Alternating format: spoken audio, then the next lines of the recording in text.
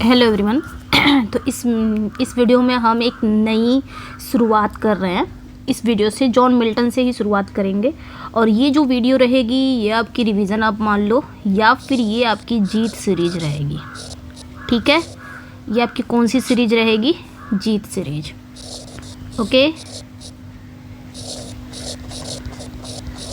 आज से ये वीडियो स्टार्ट होगी और ये आपकी जीत सीरीज रहेगी, जिसमें आपके अर्ली में चाहे कोई भी राइटर होंगे उनके अर्ली इंट्रोडक्शन से लेके उनके वर्क से लेके उनकी लाइनों से लेके सब कुछ हम क्वेश्चन के माध्यम से पढ़ेंगे, क्वेश्चन के थ्रू से पढ़ेंगे। ठीक है, तो सबसे पहले हम मिल्टन का स्टार्ट कर रहे हैं अपनी जीत सीरीज में। याद रखना है इसको, ये एक सीरीज स्टार्ट हो रही है और उसका नाम है जीत सीरीज। ओके, स्टार्ट करने से पहले एक ज़रूरी इन्फॉर्मेशन है। पीडीएफ, जो कोई भी इंटरेस्टेड है पीडीएफ में, सबसे पहले आप सभी को हैप्पी न्यू ईयर, नए साल की सभी को बहुत बहुत बधाई हो, शुभकामनाएं हो मेरी तरफ से। इस नए साल में जिसकी मतलब आप लोग की इच्छा यही है टीचर बनने की, वो आप लोग बन जाए, एक न्यू टीचर बन जाए। इस नए साल में आपकी मंजिल आपको मिल जाए, ये मेरी दुआ है। ओके, तो इसके साथ साथ ये पीडीएफ भी लेना ज़रूरी है। ये पीडीएफ आपको मिलेगी 4 राइटर पे। ये आपकी पीडीएफ है प्रैक्टिस के लिए। ठीक है, प्रैक्टिस के लिए ये 4 राइटर मिल जाएगा, जो आपको 199 में मिलेगा। दूसरा है 1 लाइनर है, ये भी 4 राइटर को कंप्लीट किया गया है। ये 1 लाइनर है, बट आंसर के साथ हिंदी एक्सप्लेनेशन हिंदी के साथ दिया है, हिंदी एक्सप्लेनेशन दिया गया है, चाहे वो कोटेशन वगैरह हो गए, लाइनें वगैरह हो गई, सबको हिंदी में समझाया गया है। ये आपको मिल जाएगी 189 में। और थर्ड जो पीडीएफ है ये आपकी 79 में मिल जाएगी। इसमें आपको literary terms, figure of speech, movement, history of English literature, इन सभी के क्वेश्चन आपको मिलेंगे। ये प्रैक्टिस विद आंसर है।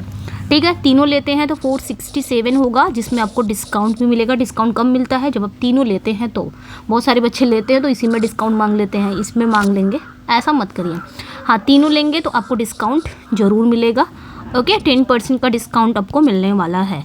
तो ये मेरी मानना है कि अगर आप टीजीटी पढ़ रहे हैं, और ये जो पीडीएफ है ना 79 वाला, ये टीजीटी और पीजीटी बोथ है। पीजीटी वाले भी ले सकते हैं क्योंकि क्वेश्चन एकदम यूनिक क्वेश्चन है। ठीक है, जिन्होंने लिया उनको पता ही होगा। और ये जो है आपके 4 राइटर को मैंने कंप्लीट किया है, अच्छे से किया है। तो जो कोई भी इंटरेस्टेड है वो इस नंबर पे व्हाट्सअप करे। ठीक है, 80 81 84 87 35 पे व्हाट्सअप कर सकता है इस नंबर पे। ठीक है, आज नया साल है, आप लोग ले लें भाई। अगर आपको टीजीटी निकालना है तो प्रैक्टिस तो ज़रूरी होगी, और प्रैक्टिस के लिए मुझे नहीं लगता कि इससे अच्छी कहीं भी बुक मिलेगी। हाँ ठीक है, ये आपको बहुत ही अच्छे से तैयार किया गया है। समझ लीजिए कि ये नहीं है कि कहीं कहीं से उठाया क्वेश्चन, पूरा सीरीज जैसे आपने पढ़ा होगा ना नोट्स वगैरह। अरे जैसे आप पढ़ते हैं ना थियरी में क्या होता है, इंट्रोडक्शन के बाद उनके वर्क पढ़ा जाता है, ये वैसे यहाँ पे क्वेश्चन को भी पुटअप किया गया है। ठीक है, सारे राइटर में। चलिए फिर आते हैं क्वेश्चन पे। ये आपकी जीत सीरीज है, आज से स्टार्ट हो रहा है। When was John Milton born? John Milton कब पैदा हुए थे? तो ये हमें जानना ज़रूरी है कि जॉन मिल्टन पैदा कब हुए थे। ठीक है, 8 नवंबर 1674, 9 दिसंबर 1608, 1634 या 1644, कब पैदा हुए थे ये बताना है। ठीक है, तो जॉन मिल्टन का जो जन्म हुआ था आपने याद रखना है, 9 दिसंबर 1608 में इनका जन्म होता है। ठीक है, कहाँ पे हुआ था ये भी क्वेश्चन इसी में आ जाता है। कहाँ पे हुआ था? तो लंदन में हुआ था।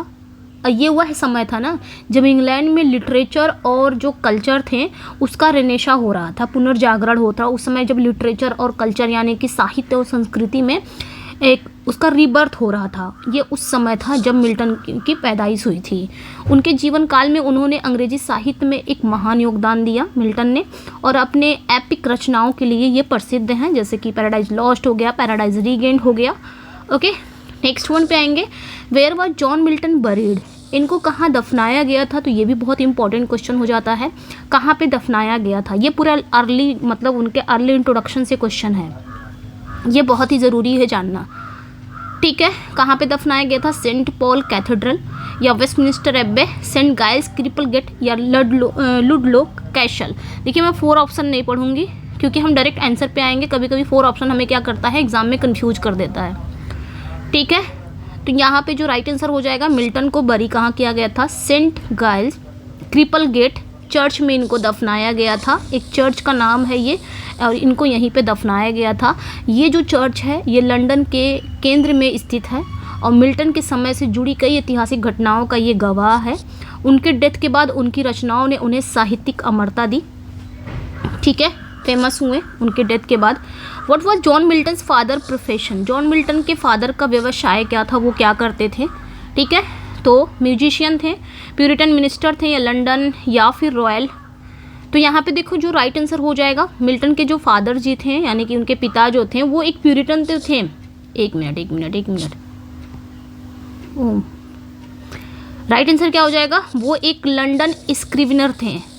ध्यान देना है यहाँ पे, प्यूरिटन पे कोई नहीं जाएगा, लंदन स्क्रिवनर थे। मतलब मिल्टन के पिता कौन थे, लंदन स्क्रिवनर। स्क्रिवनर क्या होता होगा, क्या है, मतलब स्क्रिवनर वो होता है जो कानूनी और वित्तीय दस्तावेज तैयार करने वाले लोग होते हैं। ठीक है, कानूनी और जो वित्तीय फिनेंशियल और जो लॉ की जो दस्तावेज तैयार करते हैं उन्हें ही कहा जाता है स्क्रिवनर। ठीक है, इसके साथ साथ ये एक म्यूजिशियन भी थे, ये भी याद रखना है। इसके साथ साथ ये क्या थे, एक म्यूजिशियन भी थे, एक संगीतकार भी थे। उनके पिता ने अपने मतलब मिल्टन की शिक्षा में काफ़ी योगदान दिया और उन्हें लिटरेचर और आर्ट के लिए प्रेरित किया। नेक्स्ट वन है, who was John Milton's mother, उनकी माँ का क्या नाम था। तो माँ का जो नाम था, माँ का नाम था सारा जैफरी। ठीक है, सारा जैफरी था उनकी माँ का नाम, और ये बहुत ही धार्मिक थी, बहुत ही परंपरागत महिला थी। उनकी माता जो थी, उनकी माता की जो धार्मिकता है वो मिल्टन के जीवन और उनके लिटरेरी दृष्टिकोण पर काफ़ी गहरा प्रभाव पड़ा था, क्योंकि इनकी माँ धार्मिक थी। इसी की वजह से मिल्टन भी बहुत धार्मिक हो गए थे, प्यूरिटन हो गए थे। इनका भी धार्मिक पे ज़्यादा विश्वास था मिल्टन का, इन्हीं की वजह से। Why was Milton called the lady of Christ college. तो नेक्स्ट वन क्या है कि मिल्टन को लेडी ऑफ क्राइस्ट कॉलेज क्यों कहा जाता है, क्यों कहा जाता था लेडी ऑफ क्राइस्ट कॉलेज, क्योंकि due to his middle stature with auburn hair and oval face with grey eyes and a fair complexion. सारा कुछ यहाँ पे दे दिया है। क्यों कहा जाता था मिल्टन को क्राइस्ट कॉलेज में लेडी कहा जाता था, क्योंकि उनकी जो शारीरिक बनावट थी, सौम्य व्यक्तित्व था, उसके कारण कहा जाता था। उनके जो क्लासमेट्स थे उन्हें मजाक में ये उपनाम दे दिए गए थे, क्योंकि उनका जो चेहरा था वो बहुत ही ओवल फेस में था, यानी कि अंडाकार था। उनका जो रंग था वो बहुत ही गोरा था। बाल कैसे थे, ऑबर्न हेयर थे। बाल कैसे थे, ऑबर्न मतलब बाल हल्के भूरे थे। ठीक है, और ग्रे आइज थी उनकी। तो ये सबसे लगता था लड़की वाला थोड़ा लुक था, इस वजह से उन्हें लेडी ऑफ क्राइस्ट कॉलेज कहा जाता था, Lady Christ. What religious group did Milton belong to. तो मिल्टन किस रिलीजियस ग्रुप से बिलोंग करते हैं, एंग्लिकन्स, कैथोलिक, प्यूरिटन्स या मेथोडिस्ट। ठीक है, तो जॉन मिल्टन का जो संबंध था वो प्यूरिटन कम्युनिटी से था, क्योंकि प्यूरिटन मूवमेंट क्या था, प्यूरिटन मूवमेंट का मुख्य उद्देश्य क्या था, चर्च ऑफ इंग्लैंड में सुधार करना और धार्मिक अनुशासन को बढ़ावा देना। मतलब जो इंग्लैंड का चर्च था उसमें सुधार करना और जो धार्मिक में क्या क्या आपको पालन करना है उस चीज़ को बढ़ावा देना। ठीक है, और ये हमें मिल्टन के राइटिंग्स में भी दिखता है। प्यूरिटन की विचारधारा की झलक साफ दिखाई देती है, स्पेशली उनके धार्मिक और जो राजनीतिक वर्क हैं उसमें। तो मिल्टन क्या थे, प्यूरिटन्स थे। नेक्स्ट वन पे आएंगे, what degree did Milton obtain before he withdrew from the university of 1632। अच्छा, आपने बताना है लास्ट में, वीडियो के एंड में कमेंट सेक्शन में बताना है कितना आपने क्वेश्चन सही किया है, क्योंकि ये मिल्टन के इंट्रोडक्टरी पार्ट है। इंट्रोडक्शन से जो उनके सारे क्वेश्चन आते हैं वही पार्ट है। तो यहाँ पे मुझे लगता है इसमें मैंने 52 क्वेश्चन रखे हैं, ज़्यादा क्वेश्चन नहीं है। ठीक है, 52 क्वेश्चन में आप कितना सही करते हैं, मुझे लगता है 52 में 52 ही करेक्ट होना चाहिए। ठीक है, ईमानदारी से बताना है आपने। तो यहाँ पे वही पूछा जा रहा है कि मिल्टन ने यूनिवर्सिटी से निकलने से पहले उन्होंने किसकी डिग्री 1632 में इन्हें मिली थी, बीए की, पीएचडी की, एमए की डीलिट की, कौन सी डिग्री इन्होंने 1632 में पाया था अपने यूनिवर्सिटी से निकलने से पहले। ठीक है, तो 1632 में कैम्ब्रिज यूनिवर्सिटी से इन्होंने मास्टर ऑफ आर्ट्स की डिग्री प्राप्त की थी। ठीक है, और इसी दौरान इनका क्या था, इन्होंने अपनी शिक्षा के दौरान ही अपने जब ये पढ़ रहे थे तभी इन्होंने लैटिन भी सीखा था इन्होंने ग्रीक भी सीखा था इसी समय ही, शिक्षा के दौरान ही। और जो साहित्य का गहन अध्ययन, इन्होंने लिटरेचर में भी अपने कदम रख लिए थे और लिटरेचर में एक अच्छा खासा इनको नॉलेज हो गया था। ठीक है, तो ये याद रखना है। Okay, in which year was the masque of Comus written? तो किस ईयर में द मास्क ऑफ कॉमर्स लिखा गया था?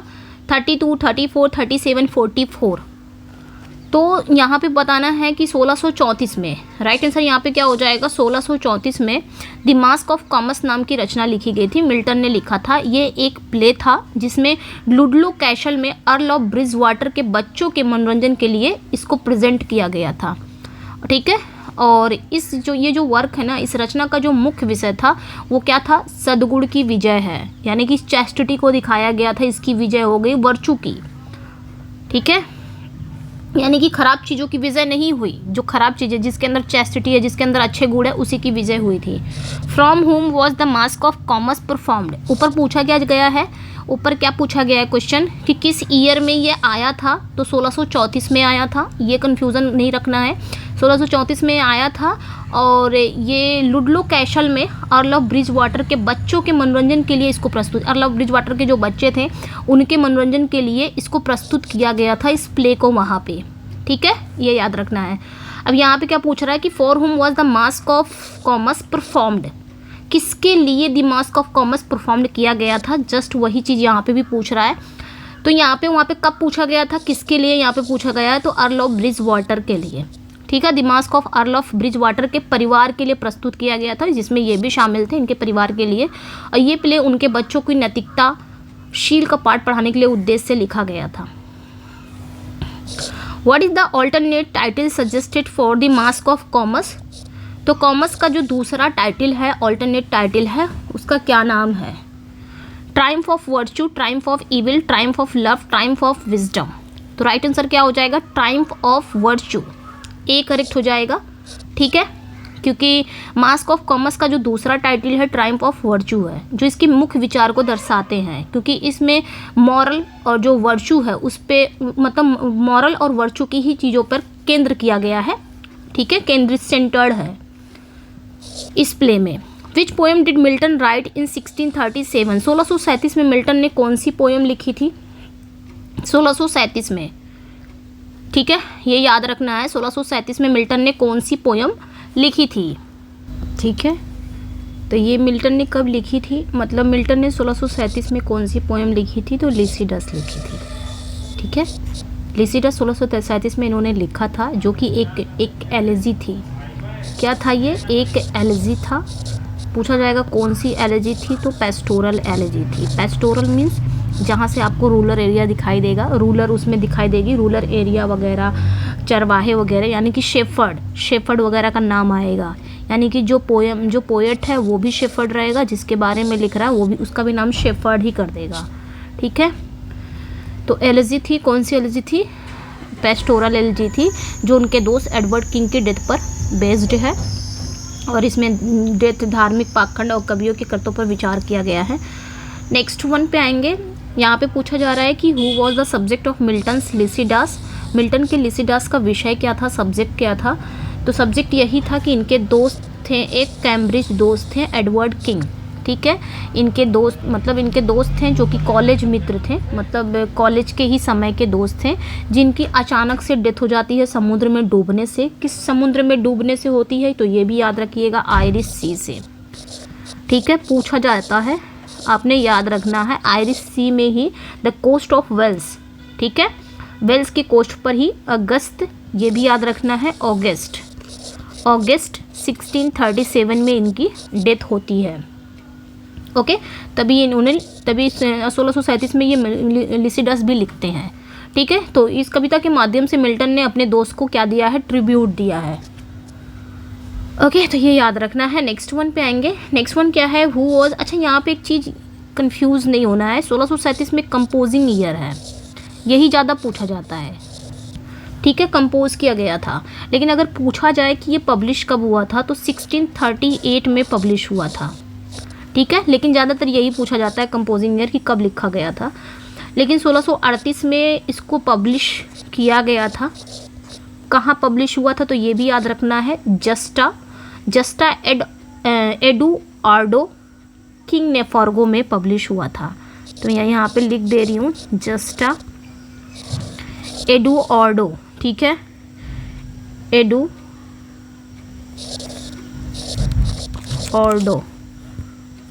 किंग नेफॉर्गो, ठीक है, किंग नेफॉर्गो।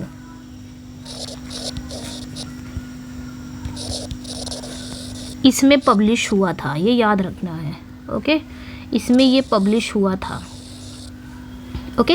ये इस क्यों हुआ था, क्योंकि एडवर्ड किंग की जो यादें हैं उसको श्रद्धांजलि देने के लिए हुआ था, और ये कैम्ब्रिज के जो स्टूडेंट्स थे उनके द्वारा लिखित शोकगीत का एक संकलन था ये, तो ये याद रखना है, ठीक है। वैसे तो यही पूछा जाता है, ध्यान रखना है। यहाँ पे क्या पूछा जा रहा है कि who was Milton's college friend that inspired Lycidas, तो वो कॉलेज फ्रेंड कौन थे जिनसे ये इंस्पायर होके लिसिडस उन्होंने लिखा। तो राइट आंसर यहाँ पे क्या हो जाएगा आपका, ग्रोटियस थे कि एडवर्ड किंग थे, गैलीलियो थे कि रिचर्ड पोवेल थे। तो राइट आंसर यहाँ पे भी आपका करेक्ट हो जाएगा, एडवर्ड किंग हो जाएंगे, क्योंकि इन्हीं के डेथ के पर इन्होंने, इनके लिए ही, इनके शोक में इन्होंने ट्रिब्यूट किया था इनको, तो ये इन्होंने ये लिखा था, लिसिडस लिखने के लिए ये प्रेरित हो गए थे। एडवर्ड किंग कौन थे, ये एक प्रतिभाशाली व्यक्ति थे और उनकी जो डेथ हुई थी वो समुद्र में डूबने के कारण हुई थी, ठीक है। नेक्स्ट वन पे आएंगे, which Dutch scholar did Milton befriend in Paris, तो कौन से वो डच स्कॉलर थे जिससे मिल्टन क्या हो गए थे, बी फ्रेंड हो गए थे, पेरिस में ही इन्होंने दोस्त बना लिया था, पेरिस में उस डच स्कॉलर्स थे। तो गैलीलियो हैं, एडवर्ड किंग हैं, ग्रोटियस हैं, ठीक है, अर्ल ऑफ ब्रिज वाटर है। तो वो डच स्कॉलर कौन है जिनका नाम क्या है, फुल नेम क्या है, ह्यूगो ग्रोटियस, ठीक है, ह्यूगो ग्रोटियस इनका फुल नेम है। और इन्हीं से, ओके, मतलब जब मिल्टन पेरिस गए थे तो उन्होंने जो वहाँ के फेमस डच विद्वान थे, ये स्कॉलर थे, ग्रोटियस, ह्यूगो ग्रोटियस से उनकी दोस्ती हो गई थी। ग्रोटियस कौन थे, ग्रोटियस अंतर्राष्ट्रीय कानून के संस्थापक माने जाते थे। उनकी जो विद्वान थी, मतलब उनकी विद्वता थी, विचारों और मिल्टन के राजनीतिक धार्मिक दृष्टिकोण को गहराई से प्रभावित किया, क्योंकि ये विद्वान तो थे ही और इनके विचार और इनके जो विद्वान हैं, इनका ज्ञान मिल्टन को बहुत ज़्यादा प्रभावित कर दिया था। सो ये पेरिस में इनसे दोस्ती कर लिए थे, ठीक है। नेक्स्ट वन पे आएंगे, what work does Milton draft between 1639 and 1642, पूछा क्या जा रहा है कि मिल्टन ने कौन सा वर्क 1639 से 1642 के बीच में उन्होंने एक प्रारूप तैयार किया था, कौन से वर्क का एक प्रारूप तैयार किया था कि 1639 में शुरू करूँगा, लिखना स्टार्ट करूँगा और यहाँ तक कंप्लीट कर लूँगा। तो उन्होंने बस लिखना, एक लिखने का प्रारूप उन्होंने तैयार किया था, लिखा नहीं था। कौन सा वो वर्क था, पैराडाइज लॉस्ट, एडम अन पैराडाइज, लिसिडस, एरियोपैजिटिका। तो याद रखना है कि 1639 और 1642 के बीच में एडम अन पैराडाइज का एक ड्राफ्ट तैयार किया गया था, एक प्रारूप तैयार किया गया था, एडम अन पैराडाइज्ड, ठीक है। ये इनकी फेमस एपिक पैराडाइज लॉस्ट का ही एक शुरुआती विचार था। मतलब जब मिल्टन 1639 में ये विचार किए थे कि मुझे लिखना है जिसमें मुझे एडम और ईव, यानी कि वो बाइबल से प्रभावित हो चुके थे, तो मुझे एडम और ईव, शेल्टन वोटन के बारे में लिखना है, तो मैं लिखूंगा, उसका नाम क्या तैयार करूंगा, उसका टाइटल क्या रखूंगा। अगर मैं ये वर्क एपिक तैयार लिख रहा हूँ महाकाव्य, तो उसका टाइटल क्या लिखूंगा। तो टाइटल उन्होंने एडम अन पैराडाइज सोचा था, लेकिन बाद में ये उन्होंने चेंज कर दिया, अंततः उन्होंने पैराडाइज लॉस्ट टाइटल रखा। तो ये शुरुआत के विचार थे, कहीं उन्होंने किया नहीं था, बस अपने दिमाग में विचार। हम लोग भी जैसे कोई काम शुरू करने से पहले एक तैयार करते हैं ना कि ये चीज़ें रखेंगे, लेकिन फाइनल हम क्या रखते हैं, दूसरा ही नाम, अगर हमको पसंद नहीं आता है तो वैसे मिल्टन ने भी किया था, इसको याद रखना है। In which year did Milton marry Powell, ठीक है। तो किस ईयर में मिल्टन ने मैरी पोवेल से शादी की थी, इनकी फर्स्ट वाइफ थी ये भी याद रखना है, इनकी फर्स्ट वाइफ थी ये, ठीक है। जैसे कि मैं पहली बार जीत सीरीज है और इसमें हम स्टार्टिंग से चल रहे हैं, तो हमें सब कुछ जानना ज़रूरी है, ठीक है। और आप लोग जान ही रहे होंगे, तो आप लोग का रिवीजन हो रहा है ये। तो किस ईयर में मिल्टन ने मैरी पोवल से शादी की थी बताना है। 42, 43, 44, 45। तो जॉन मिल्टन ने 1643 में मैरी पोवल से उन्होंने शादी किया था। उनकी शादी उनके लिए एक असफल साबित हुआ था, क्योंकि दोनों की जो विचारधाराएं थी, जो थॉट्स थे, जो उनकी जीवन शैली थी, वो बहुत ही अलग थी। अब वहीं पे मैरी पोवल कितने की थी? 17 की थी जब इनकी शादी हुई थी। वहीं पे मिल्टन कितने थे? 34 के थे। यही सबसे पहले यहीं पे देख लो इन दोनों का एज गैप ही इन लोग की काफ़ी थी। तो बाकी विचारधारा, बाकी जीवन शैली वो तो अलग ही होगी, ठीक है। जो कि मैरी क्या थी? एक कैविलियर परिवार की बेटी थी। कैविलियर परिवार की बेटी थी ये, ठीक है। एक कैविलियर परिवार की बेटी थी, जबकि मिल्टन क्या थे? एक प्यूरिटन थे। दोनों ही एक दूसरे से नफरत करने वाले, पसंद नहीं ना प्यूरिटन कैविलियर को पसंद करते ना कैविलियर प्यूरिटन को। तो ये भी एक रीज़न होता है। प्यूरिटन ये कैसे थे? कट्टर प्यूरिटन थे। तो ये भी रीज़न है। उनकी जो थॉट्स वो भी नहीं मिल रही थी, उनका टेम्परामेंट नहीं मिल रहा था, बहुत सारी चीज़ें थी उनके अलग होने की। लेकिन ये शादी उनकी असफल रही, सफल नहीं रही। तो कब उन्होंने शादी किया था? 1643 में, ये याद रखना है। नेक्स्ट वन पे आएंगे, व्हाट वाज मैरी पोवल्स बैकग्राउंड। यहाँ पे पूछा जा रहा है, अगला क्वेश्चन क्या है कि मैरी पोवल का बैकग्राउंड क्या था। एक म्यूजिशियन थे, कि लंदन स्क्रिवनर थी, कि ऑक्सफोर्डशायर कैविलियर्स डॉटर थी, कि प्यूरिटन मिनिस्टर्स डॉटर। तो मैंने अभी ऊपर बता दिया कि वो कैविलियर परिवार की बेटी थी, जबकि मिल्टन एक कट्टर प्यूरिटन थे। तो यहाँ पे राइट आंसर क्या हो जाएगा? सी करेक्ट हो जाएगा, ठीक है। मैरी पोवल ऑक्सफोर्डशायर के एक कैविलियर परिवार की बेटी थी। उनके परिवार की जो राजनीतिक और सामाजिक मान्यताएं थी वो मिल्टन के विचारों से विपरीत थी। भैया ये कैविलियर थे, मतलब होता नहीं जैसे आज की जनरेशन में अगर हम देखें तो जात बिरादर हर चीज़ें अलग अलग होती हैं, धर्म, रिलीजन। लेकिन अगर शादी कर लेते हैं तो बहुत सारी चीज़ें वो अलग रहते हैं। कोई दूसरे जाति बिरादर का होता है, कोई दूसरे जाति, तो दोनों की अलग अलग सोच रहती है, अलग अलग थॉट्स रहती है। किसी की चल जाती है, किसी की ख़त्म हो जाती है शादी।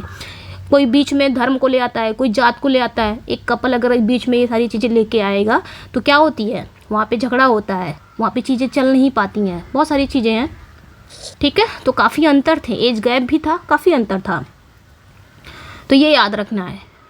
और ये मतभेद था उनके वैवाहिक जीवन में तनाव का कारण बना। नेक्स्ट वन पे आएंगे, एक मिनट। नेक्स्ट क्वेश्चन है, what is the subject of Milton 1644 work Areopagitica.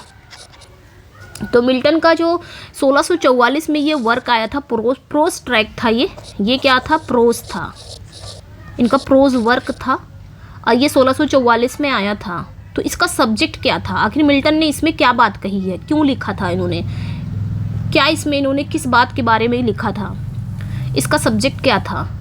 तो address to Parliament of freedom of the press, ठीक है। An address to Parliament for freedom of the press, freedom of press, liberty of press की बात इन्होंने किया था।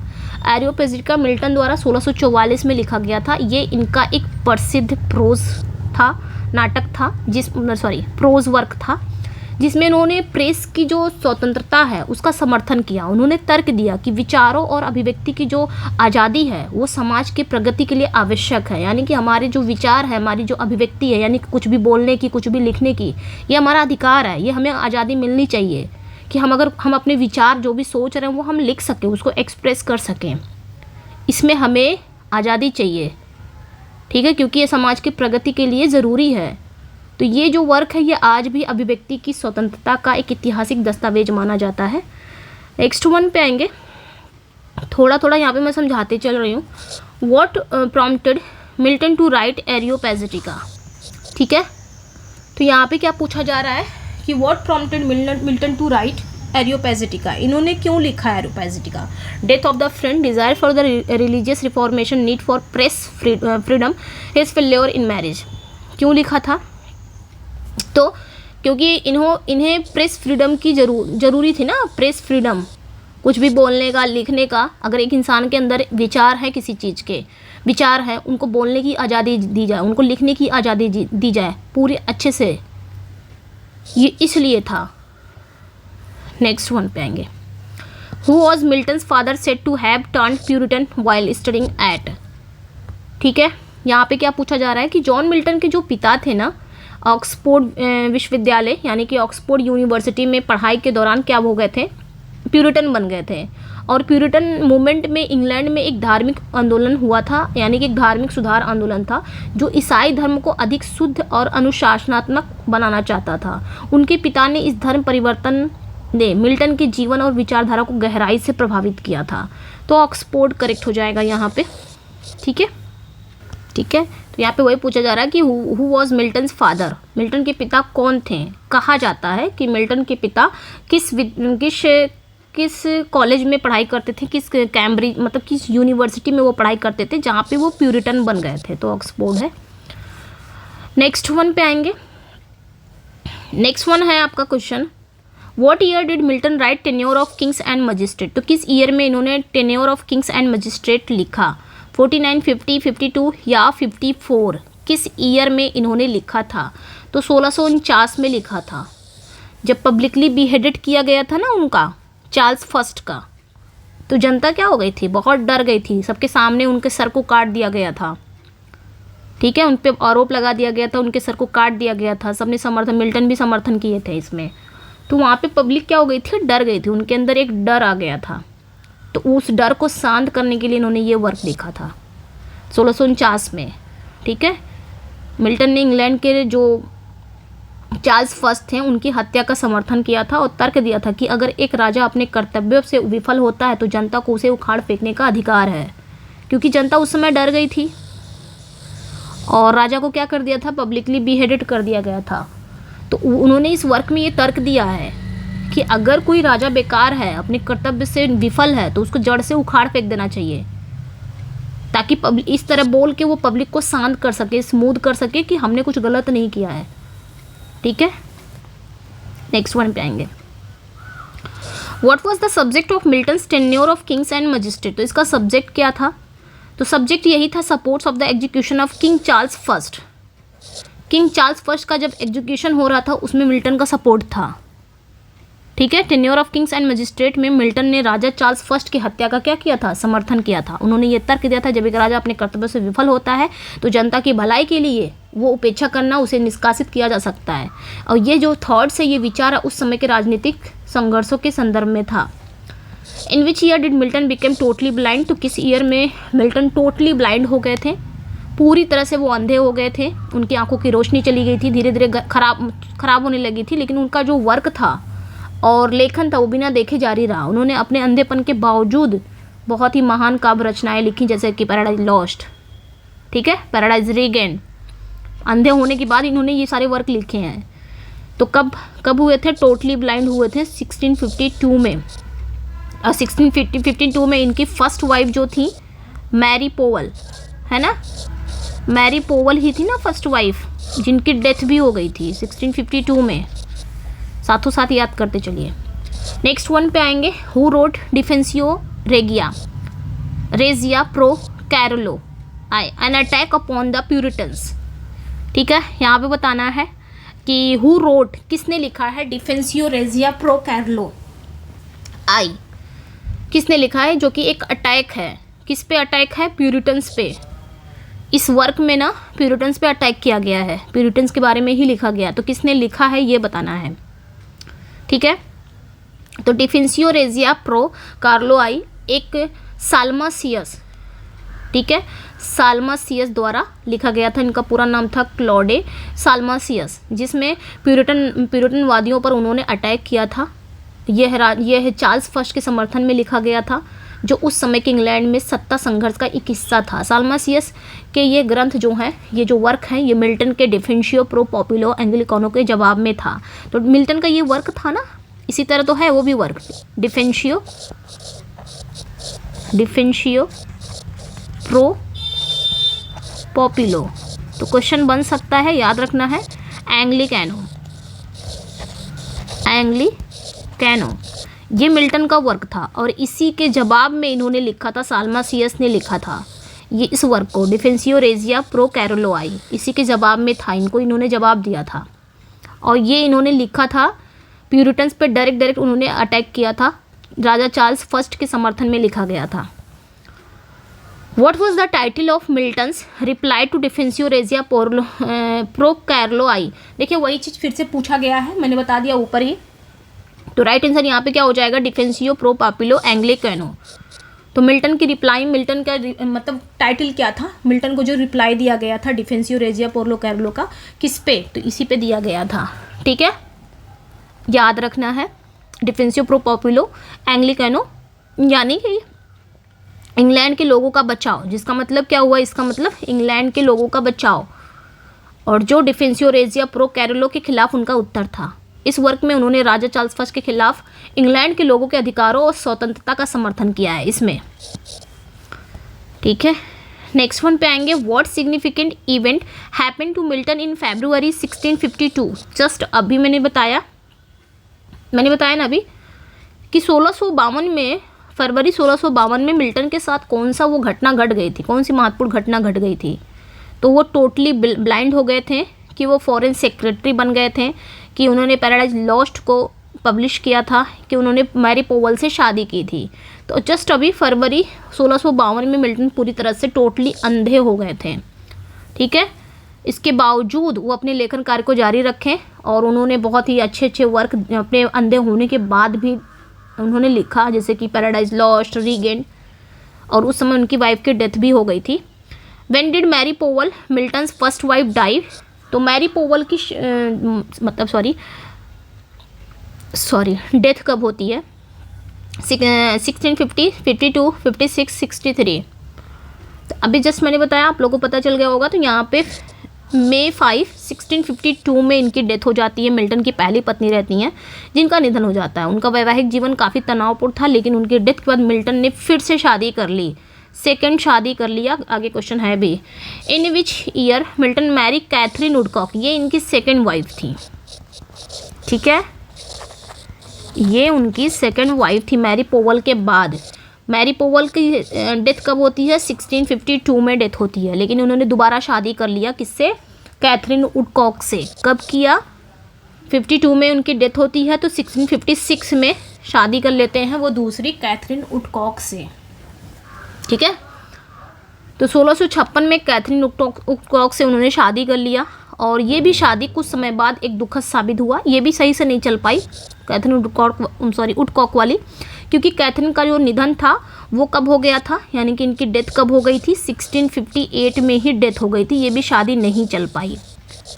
अगर हो सकता है कि इनसे उनका टेम्परामेंट मिल रहा हो, लेकिन ऐसा था कि ये जल्दी ही इनकी डेथ हो गई थी कैथरीन वुडकॉक की। तो ये याद रखना है।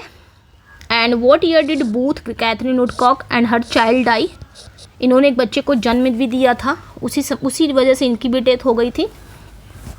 तो किस ईयर वुडकॉक और उनके बच्चे दोनों की डेथ हो जाती है, 1658 में मिल्टन की जो दूसरी पत्नी है वुडकॉक और उनका बच्चा दोनों का ही डेथ हो जाता है। ये मिल्टन के जीवन के लिए एक और गहरा व्यक्तिगत आघात था। तो 1658 में। ठीक है, how many daughters did Mary Powell bear Milton. ठीक है, यहाँ पे बताना है मिल्टन और मैरी पोवल की कितनी बेटियाँ होती हैं, बताना है कितनी बेटियाँ होती हैं। जिसको मिल्टन बाद में, मतलब मैरी पोवल और मिल्टन की कितनी बेटियां होती हैं, 1 2 3 4 कितनी बेटियां होती हैं, तो 3 बेटियां होती हैं। याद रखना है, इनकी 3 बेटियां हैं। कौन कौन है, तो एने है, एने, डिबोरा, आई थिंक मैं नाम सही से लिख पा रही हूँ, डिबोरा एंड लूसी। डिबोरा, ठीक है, आई थिंक ऐसे रहेगा, डिबोरा, कोई नहीं, डिबोरा मैं बता दे रही हूँ। ठीक है, डिबोरा एंड लूसी। ठीक है, ये 3 बेटियां थीं और उनका जो पारिवारिक जीवन था बहुत ही चैलेंज से भरा था, लेकिन उन्होंने अपनी बेटियों के लिए भी कई निर्णय लिए। तो एनी थी, डिबोरा थी, एक मिनट,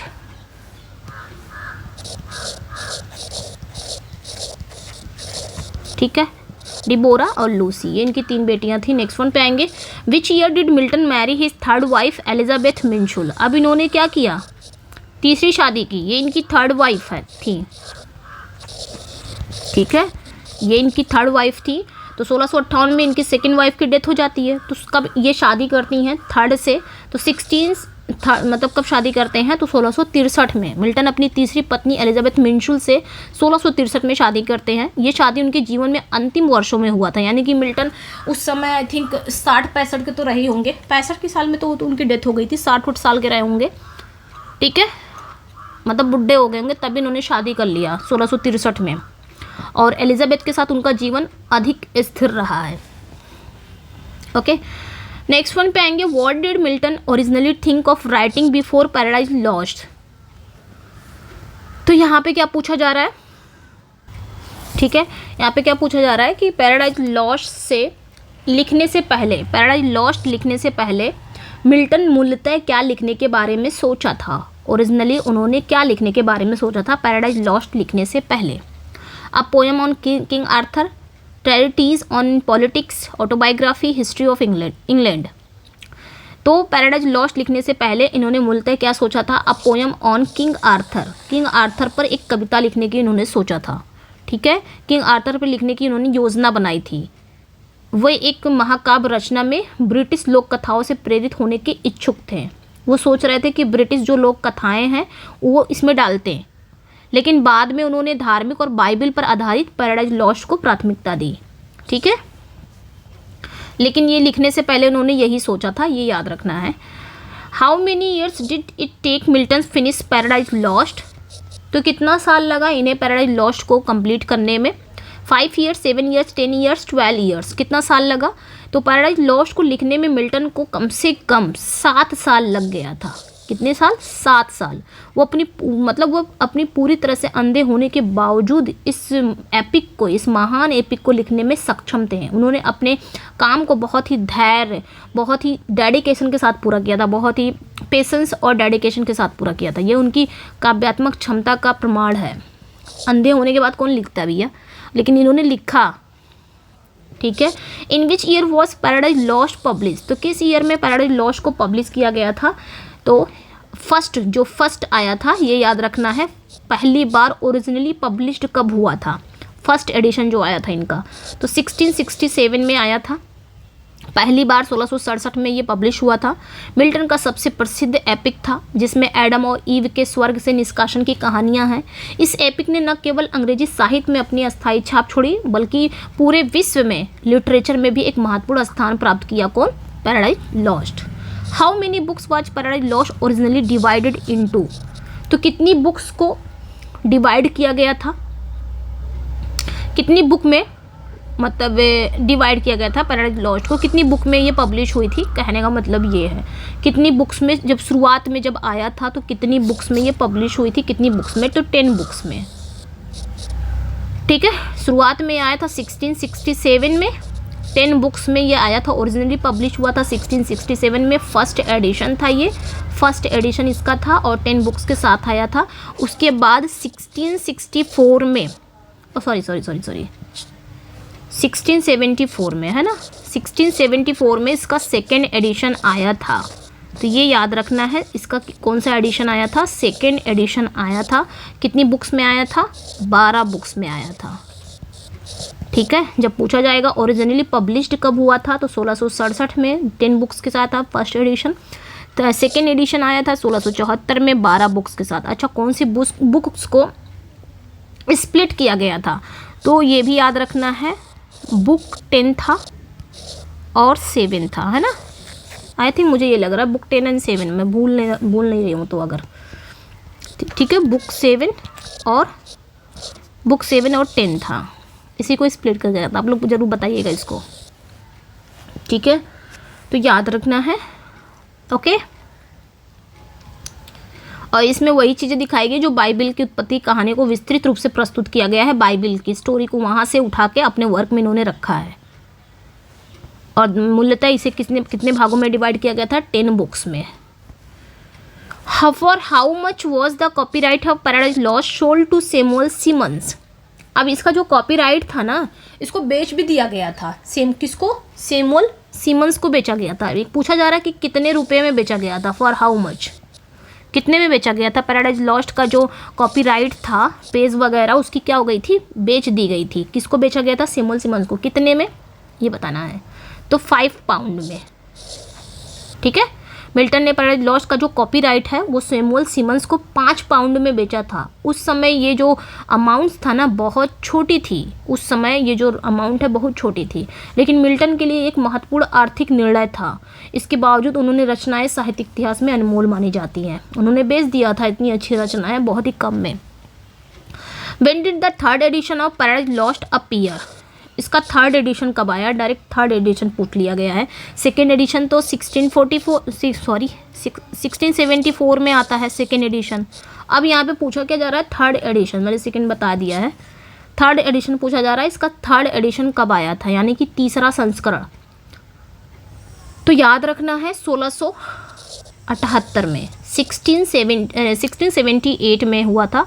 ये जो एडिशन था ये पहले दोनों एडिशन की तुलना में कुछ संपादित और सुधार किया गया था। इसमें थोड़ा सा अमेंडमेंट किया गया था, यानी कि सुधार किया गया था। ठीक है, मिल्टन के जीवन के अंतिम वर्षों में इस एपिक को और भी व्यापक रूप से पब्लिश कराया गया था। उनके अंतिम वर्ष में मतलब व्यापक रूप से थोड़ा सुधार उधार करके, ऐसा नहीं होता एडिशन वाइज आती है बुक्स, जैसे आप खुद ही देख सकते हैं मार्केट में कितनी एडिशन वाली बुक आती है। तो फर्स्ट एडिशन में वो चीज़ें रहेंगी, सेकेंड एडिशन में भी वही चीज़ें रहेंगी, बस तो सुधार क्या किया जाएगा, कुछ क्वेश्चन गलत होंगे उनको सुधार किया जाएगा, या अगर मैंने पीजीटी के क्वेश्चन डाल दिए हैं तो वहाँ पे पीजीटी को हटा के ओनली टीजीटी के क्वेश्चन। तो ये सारी चीज़ें थोड़ा थोड़ा थोड़ा करके जितने एडिशन में आएगा हम सुधार करते जाएंगे। तो वही चीज़ इन्होंने किया था। Who suggested the idea of paradise regain? तो पैराडाइज रीगेन लिखने का सजेस्ट किसने किया था कि तुमने तो पैराडाइज लॉस्ट तो लिख दिया, अब रीगेन कौन लिखेगा? ठीक है, पैराडाइज लॉस्ट उन्हें खो दिया, लेकिन पाया किसने? तो ये सजेस्ट किसने किया था ये बताना है। तो राइट आंसर यहाँ पे क्या हो जाएगा?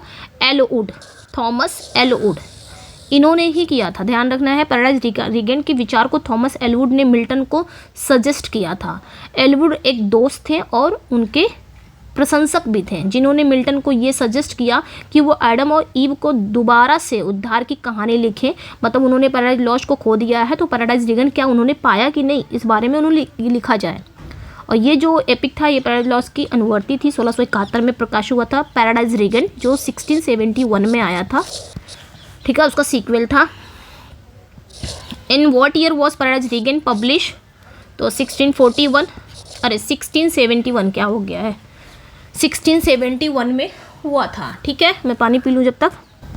ठीक है, तो ये मिल्टन का दूसरा बड़ा एपिक था, जिसमें शैटन के साथ ईसा मसीह का संघर्ष, उसके बाद का विजय का वर्णन है। इस एपिक में धार्मिक और नैतिक तथ्यों का गहन है। तो ये याद रखना है, 1671 में आया था, 4 बुक्स में था ये। ठीक है, 4 बुक्स में था। कितनी बुक्स में आया था ये? 4 बुक्स में आया था। और ये भी याद रखिएगा, ये मिल्टन का फेवरेट वर्क था। ठीक है, फेवरेट वर्क था। ओके, मैं बहुत एक्सप्लेन करना चाहती हूँ, लेकिन आप लोग कह रहा था कि मैं बहुत लेंदी हो गया है मैम थोड़ा, इसी वजह से मैं क्वेश्चन को ज़्यादा एक्सप्लेन नहीं करती।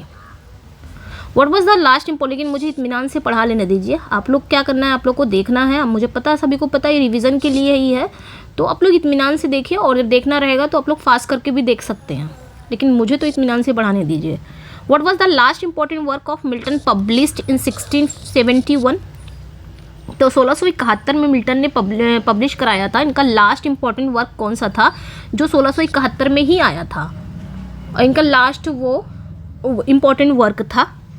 ठीक है, तो यहाँ पे आपका हो जाएगा सैमसन एगोनिस्ट,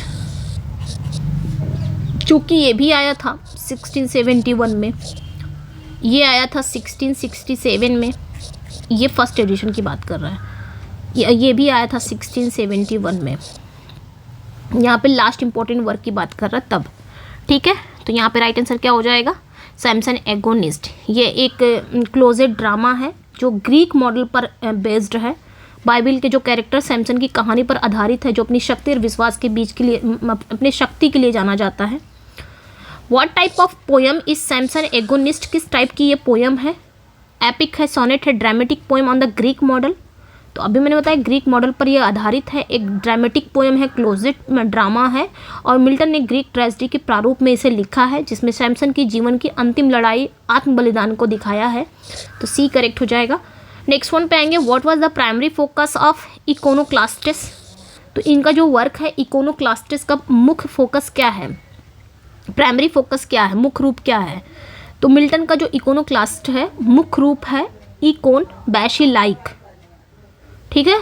काउंटरिंग इकोन बैशिलाइक का विरोध करने के लिए लिखा गया था। इकोन बैशिलाइक राजा चार्ल्स फर्स्ट के शहीद होने के बाद उनकी छवि को नायक के रूप में प्रस्तुत करता था, जबकि मिल्टन ने इसे नकारते हुए राजशाही के खिलाफ अपनी विचारधारा प्रस्तुत की थी। तब इन्होंने लिखा था, प्राइमरी फोकस यही था, ठीक है। काउंटरिंग इकोन बैशिलाइक, मतलब इकोन बैशिलाइक का विरोध करने के लिए इन्होंने लिखा था। इकोन बैशिलाइक क्या थे? ये राजा चार्ल्स फर्स्ट के शहीद होने पर उनके छवि को नायक के रूप में प्रस्तुत करते थे। मतलब क्या था, ये चार्ल्स फर्स्ट के खिलाफ नहीं थे, चार्ल्स फर्स्ट के अगेंस्ट नहीं थे, उनकी तारीफ थे। मतलब जो वो मर गए ना, उनको मार दिया गया, तो उनको ऐसा बनाने के चक्कर में थे कि वो एक नायक है, एक हीरो के रूप में। लेकिन मिल्टन ने क्या किया, इसे नकार दिया। हु डिड मिल्टन मैरी इन 1656? तो 1656 में मिल्टन किससे शादी करते हैं? तो 1656 में, 1643 में, ये जरूरी याद रखना है, 1643 में फर्स्ट वाइफ थी इनकी मैरी पोवल से इन्होंने शादी की थी। 1652 में उनकी डेथ हो जाती है मैरी पोवल की। उसके बाद 1656 में ये दूसरी शादी करते हैं वुडकॉक से। तो 1658 तक इनकी शादी चलती है। 1658 में ये वुडकॉक, उनकी बेबी की डेथ हो जाती है। उसके बाद 1663 में ये तीसरी शादी करते हैं, जो इनकी तो नहीं डेथ होती, मिल्टन की डेथ हो जाती है, ठीक है। तो 1656 में किससे शादी करते हैं? कैथरीन वुडकॉक से शादी करते हैं, उनका दूसरा विवाह होता है। कैथरीन, उनके बच्चे की डेथ हो जाती है 1658 में। What year did Milton marry Elizabeth Minshull? तो किस ईयर में शादी करते हैं? 1663 में। हो गया। नेक्स्ट वन पे आएंगे। What happened to Milton's only male child? ठीक है, what happened to Milton's only male, Milton का जो सिर्फ एक मेल चाइल्ड था उसका क्या हुआ था? एक ही मेल चाइल्ड था, 3 बेटियां थी, एनी थी, डिबोरा थी, लूसी थी, 3 बेटियां थी, बाकी इनकी तो डेथ हो गई थी। एक ही मेल चाइल्ड था, उनका क्या हुआ था? तो इनकी भी डेथ हो गई थी। ही डाइड इन इन्फेंसी इन 1651 में। मिल्टन का केवल एक ही बेटा था जिसका नाम था जॉन मिल्टन जूनियर, जिसका क्या नाम था? जॉन मिल्टन, याद रखना है। अब चूंकि इंट्रोडक्टरी पार्ट है ये, जूनियर, ठीक है, ओके, जूनियर वो आ रहा है, जूनियर, ओके। तो याद रखना है इसको। लेकिन अनफॉर्चुनेटली क्या होता है, 1651 में ही, बहुत शिशु अवस्था में ही निधन हो जाता है इनके बेटे का, और ये बहुत ही दुखद अनुभव होता है, ठीक है। उन्होंने अपने बेटे की डेथ के बारे में गहरे शोक और दुख के साथ लिखा था, ये याद रखना है। नेक्स्ट वन पे आएंगे। What is significant scene of Paradise Lost that reflect Milton personal life? तो वो सिग्निफिकेंट सीन कौन सा है पैराडाइज लॉस्ट में जो मिल्टन के पर्सनल लाइफ को रिफ्लेक्ट करता है? तो राइट आंसर क्या हो जाएगा? पैराडाइज लॉस्ट में एक सिग्निफिकेंट सीन है जब ईव एडम से शांति और माफ़ी मांगती है, शांति से, और ये सीन मिल्टन के व्यक्तिगत जीवन के दर्द और संघर्ष को दिखाता है। मिल्टन अपने जीवन में कई कठिनाइयाँ, जिसमें उनकी वैवाहिक समस्याएं भी थीं, व्यक्तिगत ट्रेजेडी भी शामिल थी, और ये सीन उनके निजी जीवन के दुख और उनके संघर्षों का प्रतीक है। तो Eve shaking peace and pardon from Adam. Next one पे आएंगे। Who are Milton's 3 daughters? Milton की 3 डॉटर कौन सी हैं? तो एनी, डिबोरा, एनी, लूसी, ये तीनों हैं। देखिए डिबोरा की ये स्पेलिंग है, ठीक है, डिबोरा एंड लूसी, डिबोरा, एनी, लूसी, ये 3 बेटियां रहती हैं, ठीक है, जिन्होंने मिल्टन ने अपनी ज़िंदगी में बहुत प्यार किया, ओके। नेक्स्ट वन पे आएंगे। To whom did Milton leave his estate by will? तो किसके लिए इन्होंने अपनी स्टेट को छोड़ा था? अपनी जो विल है, अपनी जो विरासत है, इन्होंने किसके लिए छोड़ दिया था अपनी स्टेट को? फर्स्ट वाइफ, सेकंड या थर्ड, या अपनी बेटियों के लिए? किसके लिए इन्होंने अपनी स्टेट को छोड़ा था? तो मिल्टन ने अपनी वसीयत में अपनी तीसरी पत्नी एलिजाबेथ मिंशुल को अपनी संपत्ति दी थी। अपनी स्टेट किसने दिया था? उन्होंने अपनी थर्ड वाइफ एलिजाबेथ मिंशुल को उन्होंने दिया था। ये उनकी लास्ट इच्छा थी, और इस निर्णय से उनके परिवार में कुछ विवाद भी उत्पन्न हुआ, खासकर उनकी बेटियों के बीच में हो गया था कि बेटियों को ना दे के थर्ड वाइफ को उन्होंने अपनी वसीयत दे दी थी। नेक्स्ट वन पे आएंगे। What was contested by Milton's daughter after his death? तो मिल्टन की मौत के बाद उनकी बेटियों ने उनकी वसीयत को चुनौती दे दिया, उन्होंने अपनी दे दिया था।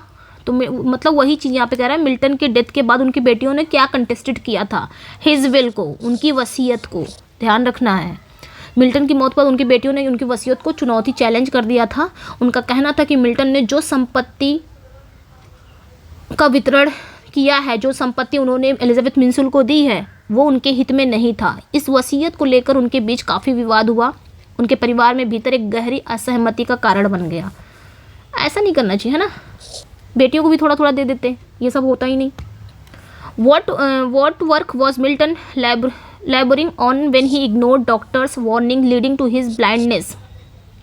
जब मिल्टन, यहाँ पे क्या पूछा जा रहा है, ठीक है, यहाँ पे क्या पूछा जा रहा है कि मिल्टन किस काम में लगे हुए थे, कौन से वर्क को लिखने में लगे हुए थे जब उन्होंने डॉक्टर की चुनौतियों को, वार्निंग्स को, डॉक्टर के चुनौतियों को नज़रअंदाज किया, जिसके कारण जो उनके ब्लाइंडनेस का कारण भी बन गया। डॉक्टर ने उन्हें मना किया था जब वो अंधे होने के करीब थे, तो इन्होंने सुनी नहीं। उस समय ये लिखते रहे। तो कौन सा वर्क ये लिख रहे थे उस समय, कौन से वर्क में ये लगे हुए थे? तो the defence of English people, याद रखना है, ठीक है, डिफेंस ऑफ इंग्लिश पीपल पे ही काम कर रहे थे। तब उन्होंने डॉक्टर की चुनौतियों को नज़रअंदाज किया, जिससे उनकी आंखों की स्थिति भी बिगड़ गई, वो पूरी तरह से अंधे हो गए, ठीक है। और ये जो वर्क इनका था, डिफेंस ऑफ इंग्लिश पीपल, ये इंग्लैंड की संसद और राजा के खिलाफ उनके विचारों को स्पष्ट करती है। इंग्लैंड के संसद और राजा के खिलाफ था। इसमें क्या किया था, मिल्टन ने राजनीतिक दृष्टिकोण को भी देखा जाता है, राजनीतिक दृष्टिकोण को भी देखा जाता है इसमें। Who is the Dutch scholar mention as an influence on Milton? तो वो डच स्कॉलर्स कौन थे, मतलब मिल्टन पर एक डच स्कॉलर्स का गहरा प्रभाव था, तो वो कौन थे? तो ग्रोटियस थे, जैसा कि अभी मैंने बताया है, ह्यूगो ग्रोटियस, उनका पूरा नाम है ह्यूगो ग्रोटियस, जो कि अंतर्राष्ट्रीय कानून के संस्थापक के रूप में जाने जाते थे। और मिल्टन उनसे बहुत प्रभावित थे, उनके विचारों से मिल्टन की राजनीतिक धार्मिक विचारधारा को प्रभावित किया था, विशेष रूप से उनकी रचनाओं में। Which of the, last question है, which of the Milton's works was written in response to an attack by Salmasius? तो मिल्टन का कौन सा वर्क था जो उन्होंने लिखा था रिस्पॉन्स में अटैक बाय साल्मासियस द्वारा?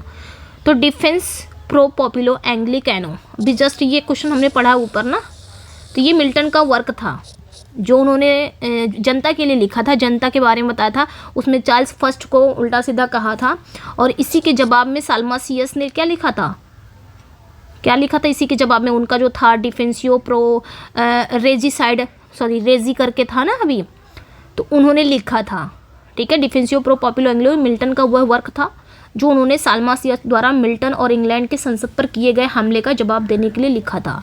इस वर्क में मिल्टन ने इंग्लैंड की आज़ादी, लोकतंत्र की रक्षा की और तानाशाही के खिलाफ अपने विचार बताए हैं, ठीक है। ये वर्क महत्वपूर्ण राजनीतिक और साहित्यिक दस्तावेज है, तो ये याद रखना है, ओके, साल्मासियस। तो यहाँ पे आपका आई थिंक इतना ही था। चलिए फिर 52 क्वेश्चन 52 मिनट्स, यानी कि पर क्वेश्चन में मैंने 1 मिनट दिया है। चलिए फिर कैसा लगा, अपना फीडबैक दीजिएगा। क्या ये जीत सीरीज चलाया जाए, आप लोग ज़रूर इसके बारे में बताइएगा ना, जीत सीरीज चलाया जाए या नहीं चलाया जाए। तो इसी तरह आपको क्वेश्चन मिलने वाले हैं जो आपके अपकमिंग एग्ज़ाम के लिए बहुत इंपॉर्टेंट होंगे, ठीक है। तो अभी मैं इसमें बहुत कुछ कराने वाली हूँ, ऐसा नहीं है, मिल्टन की लाइनें भी कराएंगे हम लोग जहाँ से क्वेश्चन आते हैं एग्ज़ाम में, ठीक है। तो वो सब कराएंगे, इसी जीत सीरीज में आपको मिलने वाली है। अगर आप लोग का रिस्पांस मिला तो बिल्कुल चलाएंगे वाली सीरीज, ओके। तो एक बार ज़रूर बताइएगा। मिलते हैं नेक्स्ट वीडियो में। Thank you for watching, bye bye. और इसका पीडीएफ चाहिए, ये जो पीडीएफ है पढ़ा रही हूँ मैं, इसका पीडीएफ चाहिए तो मेरे व्हाट्सअप एंड टेलीग्राम पे जुड़ जाइएगा। टेलीग्राम पे स्पेशली वहाँ पे पीडीएफ जाता है, तो टेलीग्राम और व्हाट्सअप पे जुड़ जाइएगा, ओके। और जो कोई मेरी जो बनाई हुई पीडीएफ में इंटरेस्टेड है तो इस नंबर पर व्हाट्सअप कर सकता है, ठीक है। व्हाट्सअप करके पीडीएफ ले सकता है। इसमें भी जब जानते हो इतने अच्छे क्वेश्चन आप खुद ही देख सकते हो, तो पीडीएफ में कैसे क्वेश्चन होंगे। चलिए फिर मिलते हैं नेक्स्ट वीडियो में। Thank you for watching, bye bye.